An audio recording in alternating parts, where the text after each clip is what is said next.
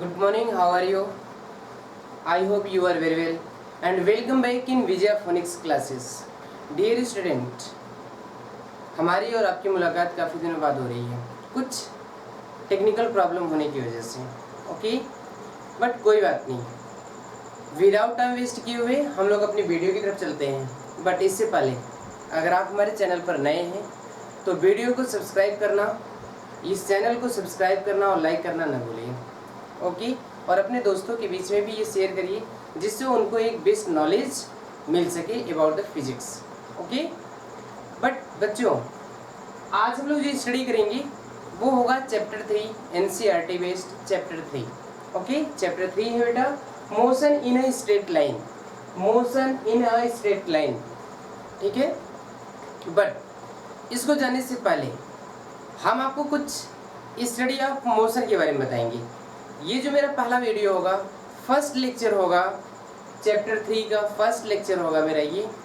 आज का लेक्चर केवल इंट्रोडक्शन होगा इस चैप्टर के बारे में, और इस चैप्टर में हम आपको बताएंगे कि ऐसे कौन कौन से टॉपिक है जिससे मुझे डील करना है, ओके, जिसको मुझे कवर करना है। आज ये पढ़ेंगे, फिर नेक्स्ट वीडियो में हम आपको सीरियलाइज हर एक टॉपिक को डिटेल में करते हुए चलेंगे, ओके बेटा।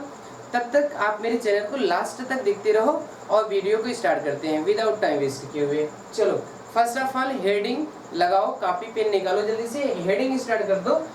और हेडिंग रहेगा बेटा स्टडी ऑफ मोशन। क्या रहेगा? Study of motion. चैप्टर का नाम तो पता चल गया होगा, motion in a straight line, okay. तो हम आपको बताएंगे स्टडी ऑफ मोशन के बारे में, ये क्या होता है स्टडी ऑफ मोशन। तो फर्स्ट ऑफ ऑल आप ये जानो कि मोशन क्या होता है, मोशन, है ना। चलो जानते हैं बेटा, motion if any object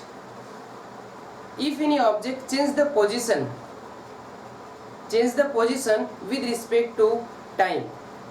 if any object, लिख देते हैं यहाँ पर, if any object or body, if any object change the position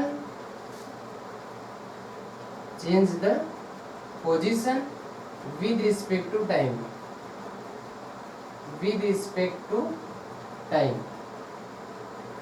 okay, इसे बोलते हैं बेटा मोशन। लेकिन एक बात को ध्यान में रखो, आप मोशन आप दो तरीके से कर सकते हैं। फर्स्ट, नेचर ऑफ फोर्स के जरिए आप कर सकते हैं, causes of nature of force और causes of external force, okay. एक चीज आपको ध्यान में रखना होगा, स्टडी क्या आपने इसे नोट कर लिया, मोशन क्या होता है, if any object change the position with respect to time it is called the motion. और अगर ये टाइम के अकॉर्डिंग, टाइम के रिस्पेक्ट में अगर ये अपनी पोजीशन को चेंज नहीं करता है तो हम बोलेंगे कि बॉडी या ऑब्जेक्ट ये रेस्ट कंडीशन में है। बात समझ में आ रही है? ओके, इसे इरेज कर देते हैं, ठीक है। कॉमन सा बात है ये तो सबको समझ में आता होगा, सबको पता भी होगा, है ना बेटा। बट आज हम लोग ये जानेंगे कि स्टडी ऑफ मोशन में मैकेनिक क्या होता है। क्या? मैकेनिक समझते हैं।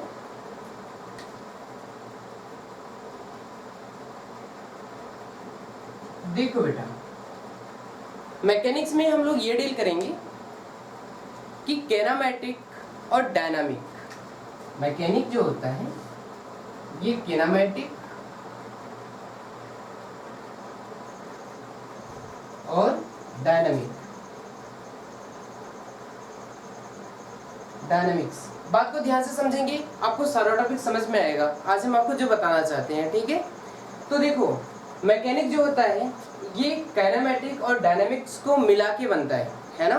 दैट मीन्स ये मैकेनिक्स ये है branch of physics which deals kinematic and dynamics, okay. But ये किनेमैटिक क्या होता है? किनेमैटिक मतलब ये होता है बेटा कि यदि कोई ऑब्जेक्ट मोशन कर रहा है तो मोशन किसकी वजह से कर रहा है इसको मुझे छोड़ देना है। दैट मीन्स मुझे कॉजेज को नहीं लेना है, कॉजेज को मुझे ध्यान में नहीं रखना है। हम केवल इंटरेस्ट रखेंगे केवल उसके मोशन के बारे में। समझ में आ रहा है? That means to study of motion, to study of motion without causes, without causes. That means आप अगर स्टडी कर रहे हो मोशन के बारे में तो विदाउट कॉजेज, किसकी वजह से मोशन कर रहा है वजह मुझे नहीं जानना है, मुझे केवल स्टडी करना है मोशन के बारे में। बात समझ में आ रही है? हमें रेफरेंस ऑफ फोर्सेस के बारे में नहीं जानना है, ठीक है, किसकी वजह से वो मोशन कर रहा है, कौन सा फोर्स लगा हुआ है, इसकी स्टडी मुझे नहीं करनी, हमें केवल और केवल मोशन की डील करनी है। दैट मीन्स किनेमैटिक्स में हम to study of motion without causes. समझ में आ रहा है नहीं आ रहा है? अब देखो ये डायनेमिक्स क्या होता है, study of motion, study of to study of motion, to study of motion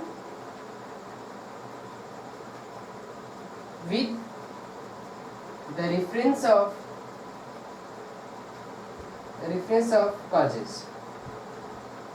reference of causes के बारे में। दैट मीन्स हम इसमें जो मोशन की स्टडी करेंगे उसका रीजन भी हमें पता होना चाहिए कि किसकी वजह से ये मोशन कर रहा है, मैंने ऐसा क्या कर दिया। दैट मीन्स मैंने फोर्स लगाया है तो हमें फोर्स की भी स्टडी करनी होगी विद फोर्स। समझ में आ रहा है नहीं आ रहा है?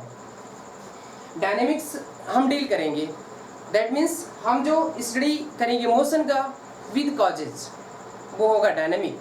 अब समझते हैं कि हमें जो हमारे सिलेबस में जो काइनेमैटिक है वो क्या क्या डील करने वाला है। समझ में आ रहा है? ये जो चैप्टर 3 है motion in a straight line, ये काइनेमैटिक के इंटरनल माना जाता है। काइनेमैटिक के इंटरनल में स्टडी करेंगे मोशन इन स्ट्रेट लाइन और motion in a plane, motion in a plane और motion in a straight line, ये दोनों किस में आएंगे? काइनेमैटिक में आएंगे। बात समझ में आ रही है? चलो हम आपको बताते हैं कि काइनेमैटिक की हम लोग क्या स्टडी करेंगे, ठीक है। ये इरेज कर दें, कुछ तो आपको समझ में आ रहा होगा मुझे काइनेमैटिक और डायनेमिक्स में क्या स्टडी करना है। ओके, डिटेल तो आपको चैप्टर में एंट्री करने के बाद आपको सब कुछ समझ में आ जाएगा किस तरह से स्टडी करना होगा, बट हमें काइनेमैटिक तो समझना होगा ना, काइनेमैटिक क्या होता है। अब देखो बेटा, जैसे मोशन इन स्ट्रेट लाइन हुआ, motion in a plane, motion in a plane, ये बेटा हुआ चैप्टर 4 एनसीईआरटी का चैप्टर 4, ठीक है। मोशन इन अ प्लेन, ये सब जो इंटरनल आएगा ये काइनेमैटिक इंटरनल आएगा। किसके अंदर? काइनेमैटिक। दैट मीन्स ये डील करेगा kinematic, but motion, law of motion, law of motion ये डील करेगा डायनेमिक, डायनेमिक्स। समझ में आ रहा है नहीं आ रहा है? तो हम समझते हैं motion in straight line kinematic, but मुझे ये जानना होगा कि काइनेमैटिक के अंतर्गत, that means how to deal kinematic, kinematic कैसे डील करेगा और वो कौन कौन सा टॉपिक होगा। समझ में आ रहा है? चलो इसे इरेज करते हैं और हम आपको बताते हैं काइनेमैटिक मुझे क्या क्या पढ़ना होगा। तो काइनेमैटिक में मुझे क्या क्या जानना होगा, ये जानना बहुत जरूरी है। First of all in motion in straight line में काइनेमैटिक है ना, फर्स्ट ऑफ ऑल हम ये जानेंगे फ्रेम ऑफ रेफरेंस। फर्स्ट क्या होगा? फ्रेम ऑफ रेफरेंस, मुझे इसकी डील करनी होगी। दैट मीन्स काइनेमैटिक के अंतर्गत, काइनेमैटिक के अंतर्गत ये जो हमारा टॉपिक है ना, under the topic of kinematic first होगा फ्रेम ऑफ रेफरेंस। मुझे ये जानना होगा फ्रेम ऑफ रेफरेंस के बारे में, ये क्या होता है, हम आपको समझाते हैं, ठीक है। फ्रेम ऑफ रेफरेंस के बारे में थोड़ा सा आपको जानकारी देते हैं ये क्या होता है। देखो बेटा, आपने अभी बताया कि कोई भी ऑब्जेक्ट अगर मोशन करता है, कोई भी ऑब्जेक्ट अगर मोशन करता है तो वो अपनी पोजीशन को चेंज करता है या नहीं? कोई भी ऑब्जेक्ट, जैसे मैं ही हूँ, अगर हम मोशन कर रहे हैं तो हम अपनी पोजीशन को चेंज कर रहे हैं। अभी यहाँ पर थे, अभी मैं यहाँ पर आ गया, दैट मीन्स मेरा पोजीशन चेंज हुआ है ना। बट पोजीशन चेंज होने के बाद मुझे तो अपने पोजीशन का लोकेशन देना होगा ना, मैं कहाँ पर हूँ। उस पोजीशन को लोकेट करने के लिए हमें दो चीज़ों की जरूरत पड़ती है। दैट मीन्स पोजीशन को लोकेट करने के लिए हमें दो चीज़ों की जरूरत पड़ती है, required of two things. First क्या होगा? फर्स्ट होगा बेटा रेफरेंस पॉइंट, रेफरेंस पॉइंट, है ना।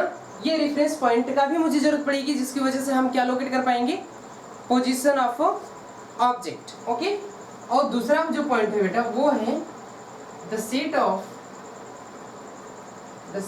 Axis, the set of axis, that means X Y Z. हमें द सेट ऑफ एक्सिस की जरूरत पड़ेगी, दैट मीन्स ये मुझे क्या बताएगा, position of object, position of object मुझे बताएगा, है ना इसका। अब जरा समझते हैं, अगर मुझे किसी भी ऑब्जेक्ट का पोजीशन बताना है, अगर वो मोशन कर रहा है तो हमें उस ऑब्जेक्ट की पोजीशन को लोकेट करना होगा। उस पोजीशन को लोकेट करने के लिए दो चीजें रिक्वायर होगी, पहला रेफरेंस पॉइंट की और दूसरा द सेट ऑफ एक्सिस की। ये रेफरेंस पॉइंट क्या होता है, इस बात को हम अच्छी तरीके से समझते हैं, है ना। देखो बेटा, एक ऑब्जेक्ट जो होता है वो तीन तरीके से मोशन करता है। आपने ये बताया होगा कि फर्स्ट 1 डायमेंशन, 2 डायमेंशन और 3 डायमेंशन, होता ही नहीं होता है। 1 डायमेंशन होगा तो केवल मुझे एक्स एक्सिस की जरूरत पड़ेगी, या फिर वाई एक्सिस की, या फिर जेड एक्सिस की, है या नहीं। लेकिन 2 डायमेंशन में क्या होगा, एक्स वाई या फिर वाई जेड या फिर जेड एक्स, है या नहीं। 3D डायमेंशन में क्या होगा, तीनों एक्सिस साथ में, तीनों एक्सिस मिला के जो मोशन करेगा वो 3D डायमेंशन में होगा। बट ये जो तीनों एक्सिस है बेटा, ये जहां पर आके मीट करते हैं, एज लाइक समझते हैं, जेड वाई एंड एक्स। आपको ये बात अच्छी तरीके से पता है, ये तीनों क्या होते हैं, म्यूचुअली परपेंडिकुलर होते हैं, ओके। तो ये तीनों एक्सिस जहां पर आके मीट करते हैं, इस पॉइंट को हमने नाम दे दिया ओ, इसे बोलते हैं ओरिजिन पॉइंट। क्या बोलते हैं, ओरिजिन पॉइंट। और इसी को हम लोग क्या बोलते हैं, रेफरेंस पॉइंट। क्या बोलते हैं, रेफरेंस पॉइंट, रेफरेंस पॉइंट, ठीक है। और ये जो एक्स वाई जेड ये एक्सिस हैं, इसे हम बोलते हैं द सेट ऑफ एक्सिस। ये सेट ऑफ एक्सिस है बेटा। हमें इन दो चीजों की जरूरत पड़ती है एक ऑब्जेक्ट के पोजीशन को लोकेट करने के लिए, ठीक है। बात समझ में आ रही है, कॉपी पेन निकाल के बेटा कंटिन्यू आप लिखते रहो, आपको सारी चीजें समझ में आएंगी, है ना। एक एग्जांपल देते हैं आपको, अच्छा एग्जांपल देंगे, आपको समझ में आएगा। मान लो आप एक ट्रेन में बैठ के ट्रेवल कर रहे हो, ओके। एक ट्रेन में बैठे हो, आप ट्रेवल कर रहे हो। वो ट्रेन जो है, अगर हम आपसे कहें कि अगर आप ट्रेन में बैठे हुए हैं, आपके जस्ट बगल में एक पर्सन बैठा हुआ है, अगर हम आपसे बोलें कि आप मोशन कंडीशन में है या फिर रेस्ट कंडीशन में है with respect to this person, जो आपके बगल में व्यक्ति बैठा हुआ है। जैसे मानो कि ये कोई ट्रेन है ना, ये समझो ये ट्रेन है बेटा,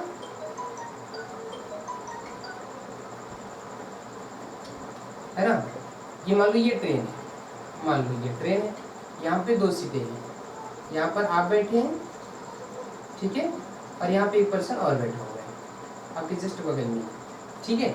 ए और बी, आप ए हैं और ये पर्सन आपके बगल में बैठा हुआ है बी। ये रन कर रही है, ये ट्रेन मूव कर रही है, ठीक है। अब मैंने, और आप दोनों उस ट्रेन में बैठे हुए हैं, अगर मैंने कहा कि ए रेस्ट कंडीशन में है या फिर मोशन कंडीशन में है with respect to B, with respect to B या रेफरेंस ऑफ बी, बी के रेफरेंस में बताइए क्या ए रेस्ट कंडीशन में है या फिर मोशन कंडीशन में है, तो आपका जवाब होगा कि ये रेस्ट कंडीशन में है। ए कौन से कंडीशन में है, रेस्ट कंडीशन में है। बात समझ में आ रही है, क्यों, क्योंकि बेटा आप ये बात समझ लो, क्योंकि इसका जो फ्रेम ऑफ रेफरेंस है वो सेम है, फ्रेम ऑफ रेफरेंस जो है वो सेम है। दोनों एक ही ट्रेन में बैठे हुए हैं, है कि नहीं, और ये भी बैठा हुआ है, ये भी बैठा हुआ है। तो बी के रिस्पेक्ट में अगर देखेंगे विद रेफरेंस ऑफ बी, ए जो है ये रेस्ट कंडीशन में है। बट अगर यही ट्रेन किसी प्लेटफॉर्म से होके गुजर रही है और प्लेटफॉर्म पर कोई पर्सन खड़ा हुआ है, अगर मैं बोलूं कि उस प्लेटफॉर्म पर खड़े हुए पर्सन के रेफरेंस में ए कौन सी कंडीशन में है, रेस्ट कंडीशन में है या फिर मोशन कंडीशन में है, तो आपका जवाब होगा ये मोशन कंडीशन में है। समझ में आ रहा है, ओके। क्यों, ऐसा क्यों हुआ, क्योंकि दोनों का फ्रेम ऑफ रेफरेंस अलग अलग है। ए ये ट्रेन, चलती हुई ट्रेन में बैठा हुआ है, मूव करती हुई ट्रेन में बैठा हुआ जो कि प्लेटफॉर्म से होके गुजर रही है। बट वो जो नेक्स्ट पर्सन है वो प्लेटफॉर्म पर स्टैंड है। अब वो अलग फ्रेम ऑफ रेफरेंस है और ये अलग फ्रेम ऑफ रेफरेंस से बैठा हुआ है। अब जरा देखो, अब मुझे लेना क्या होता है with respect to frame of reference. और आप रेफरेंस पॉइंट से अगर आप देखेंगे, वो जो पर्सन है जो प्लेटफॉर्म पर खड़ा हुआ है वो पर्सन रेस्ट कंडीशन में था और ये व्यक्ति जो है ये मोशन कंडीशन में था। अगर हम बोले कि विद रिस्पेक्ट टू प्लेटफॉर्म पर खड़े हुए पर्सन की, है कि समझ में आ रहा है नहीं आ रहा है? बातें समझ में आ गई? ओके चलो एक और एग्जांपल लेते हैं, आपको और बेहतर समझ में आएगा।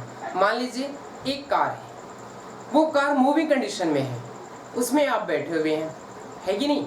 आप बैठे हुए हैं, मैंने कहा कि आप, और ग्राउंड की रिस्पेक्ट में अगर बात करें, ग्राउंड तो रेस्ट कंडीशन में है या नहीं?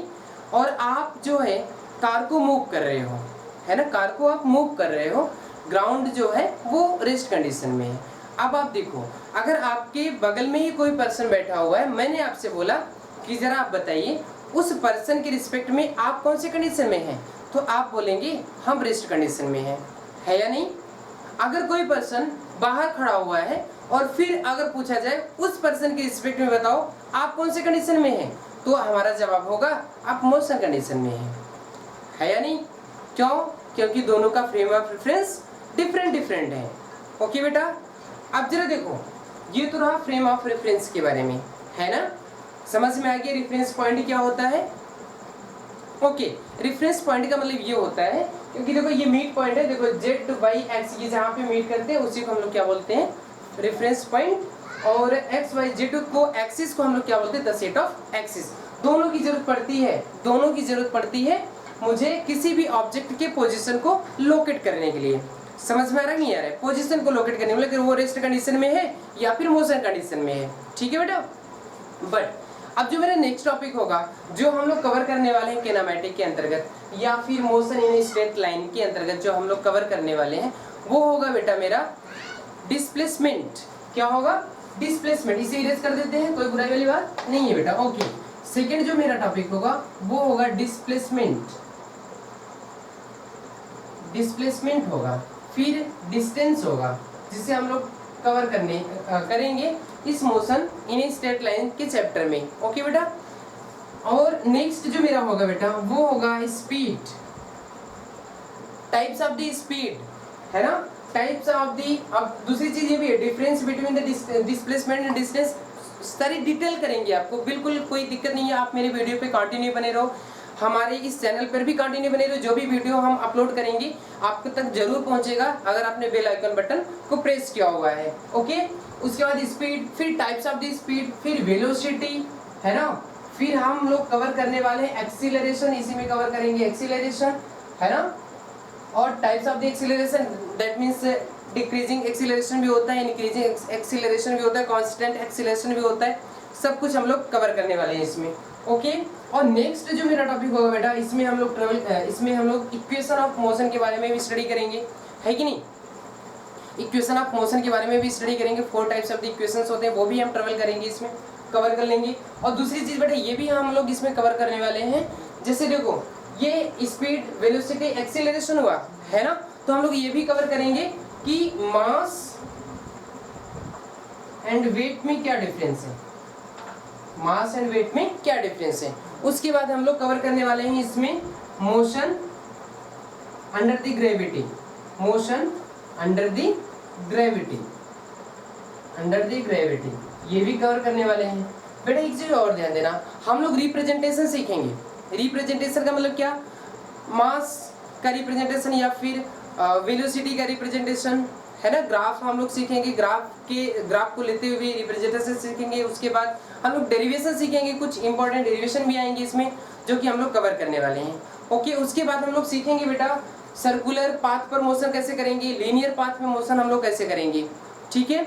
उसके बाद सबसे इंपॉर्टेंट हम लोग सीखेंगे इसमें प्रोजेक्शन, मोशन इन प्रोजेक्शन। क्या इरेज कर दीजिए सब कुछ, आप नोट करते रहो टॉपिक को, कंटिन्यू हम लोग रहेंगे इस वीडियो पर। और उसके बाद फिर इस चैनल पे कंटिन्यू वीडियो पढ़ता रहेगा, कंटिन्यू आप देखते रहो वीडियो को, आपको मजा भी आएगा क्लास को अटेंड करने में, है ना बेटा। देखो अगला जो मेरा कंटेंट होगा, इसका अगला कंटेंट होगा मोशन इन प्रोजेक्टाइल या फिर प्रोजेक्टाइल मोशन, है ना, ये भी लिख लो चलेगा, प्रोजेक्टाइल मोशन। प्रोजेक्टाइल मोशन की स्टडी हम लोग करेंगे इसमें, है ना। उसके बाद हम लोग स्टडी करने वाले हैं रिलेटिव मोशन। रिलेटिव मोशन बहुत अच्छा बेस्ट टॉपिक है ये रिलेटिव मोशन, ये भी स्टडी करेंगे। उसके बाद हम लोग स्टडी करने वाले हैं इसमें, क्या स्टडी करेंगे, सर्कुलर मोशन, लीनियर मोशन, ठीक है। ये टॉपिक हम लोग कवर करेंगे। ये तो रहा आज की वीडियो का लेक्चर, ठीक है। और उसके बाद ये रहा इंट्रोडक्शन इस चैप्टर का, ये टॉपिक कवर करने वाले हैं। नेक्स्ट वीडियो में आप जरूर आइएगा, वीडियो को जरूर देखिएगा। उस वीडियो में हम लोग डिस्कस करने वाले हैं डिस्प्लेसमेंट और डिस्टेंस के बारे में, पूरी डिटेल जानकारी हम लोग लेंगे डिस्प्लेसमेंट और डिस्टेंस। और हाँ भूलिएगा मत, इसमें हम लोग वेक्टर भी कवर करने वाले हैं, ओके। तो आप चैनल को जरूर सब्सक्राइब कीजिए, अपने दोस्तों के साथ जरूर शेयर कीजिए। ये वीडियो हम यहीं पर एंड करते हैं, नेक्स्ट वीडियो को आप जरूर इंतजार करिए, हम जल्द ही नेक्स्ट वीडियो भी अपलोड कर देंगे। ओके बेटा, best of luck and thank you.